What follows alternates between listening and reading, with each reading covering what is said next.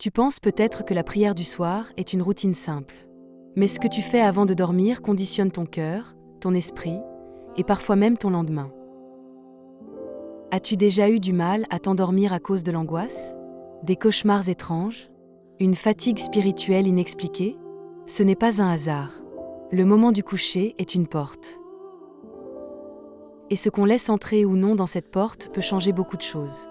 Aujourd'hui, tu vas découvrir pourquoi prier avant de dormir n'est pas une option pour un chrétien, mais une nécessité. Et ce que tu vas apprendre pourrait transformer tes nuits et tes jours. Quand la journée se termine, ton corps se repose, mais ton esprit ne dort pas vraiment. C'est souvent le moment où des pensées non résolues refont surface. Le silence de la nuit peut amplifier les inquiétudes, la culpabilité ou les regrets. C'est aussi la période où l'ennemi cherche à semer le doute ou la peur, Matthieu chapitre 13, verset 25. Pendant que les gens dormaient, son ennemi vint, sema de l'ivraie parmi le blé, et s'en alla. La prière devient alors une protection spirituelle, une couverture. Elle ferme les portes au stress et les ouvre à la paix de Dieu. Dormir sans avoir parlé à ton Père, c'est comme quitter la maison sans fermer la porte. Jésus n'attendait pas le matin pour prier. Il le faisait souvent pendant la nuit. Dans Luc chapitre 6, verset 12, il est écrit « Il se rendit sur la montagne pour prier, et il passa toute la nuit à prier Dieu. » Ce n'est pas anodin.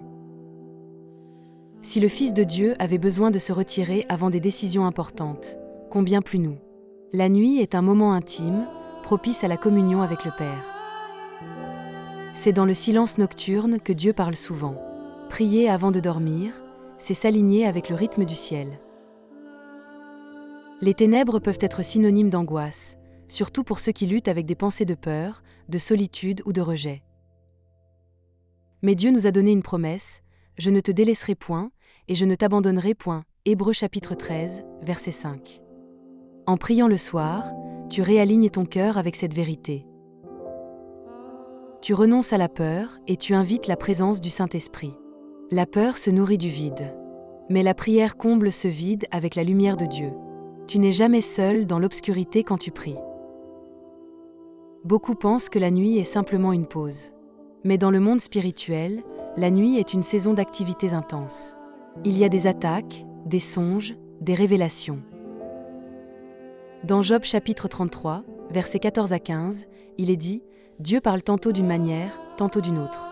Il parle par des songes, par des visions nocturnes. » Si tu dors sans prier, tu risques de rater ce que Dieu veut te montrer ou de devenir vulnérable aux attaques spirituelles. La prière du soir, c'est un bouclier que tu places autour de ton esprit.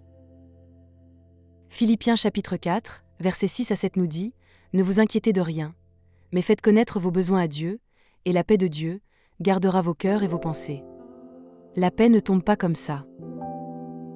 Elle se cherche, elle se demande dans la prière. Tu ne peux pas espérer un sommeil paisible si tu couches ton corps, mais que ton cœur reste agité. Prier le soir, c'est déposer tes fardeaux, c'est offrir à Dieu tout ce que tu ne peux pas porter.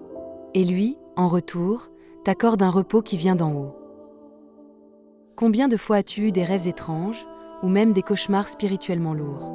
Ces rêves peuvent être influencés par ce que tu as regardé, pensé ou ressenti avant de dormir. La prière agit comme un filtre spirituel.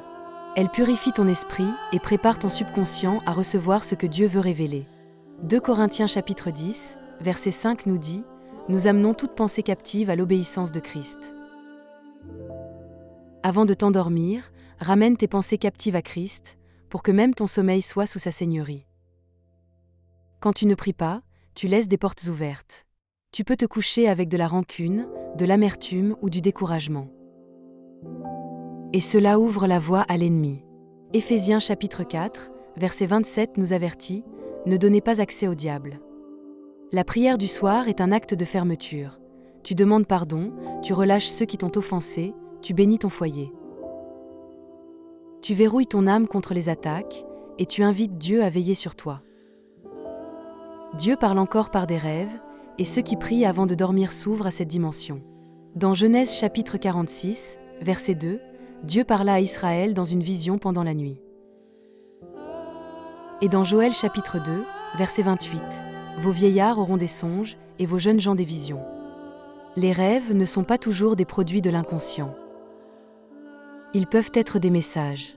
Prier, c'est dire à Dieu, « Je suis à l'écoute, même dans mon sommeil. Parle-moi, Seigneur. » C'est sanctifier la nuit pour le ciel. Tu n'es pas le seul à dormir sous ton toit. Ta prière du soir peut couvrir tes enfants, ton conjoint, tes proches. Job, par exemple, offrait des sacrifices pour ses enfants, de peur qu'ils n'aient péché, Job chapitre 1, verset 5. Aujourd'hui, tu peux offrir des prières d'intercession à la place.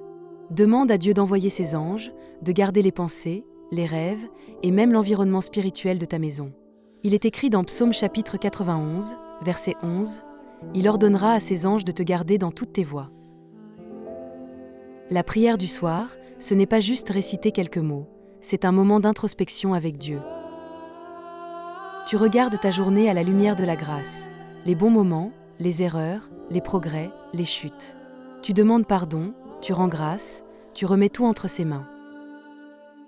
C'est un moment d'humilité et de croissance. Lamentation chapitre 3, verset 40, « Examinons nos voies et sondons-les, et retournons à l'Éternel. » Ce retour quotidien à Dieu t'aide à ne pas t'égarer dans l'activisme, mais à rester dans sa présence. Josué chapitre 1, verset 8 dit « Que ce livre de la loi ne s'éloigne point de ta bouche, médite-le jour et nuit. »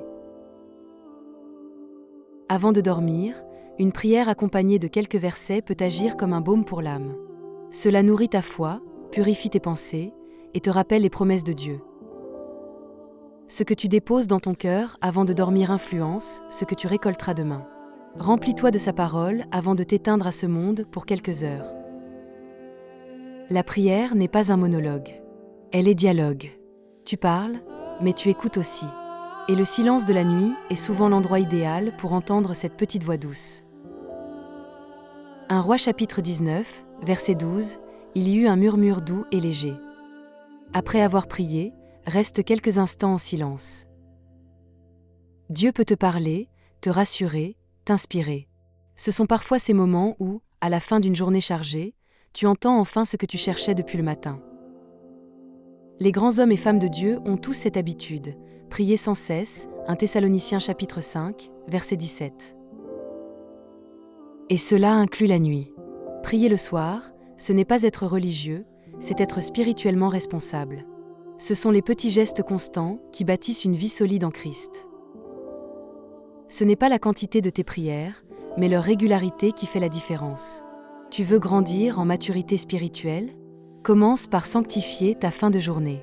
Tu verras, cela change tout.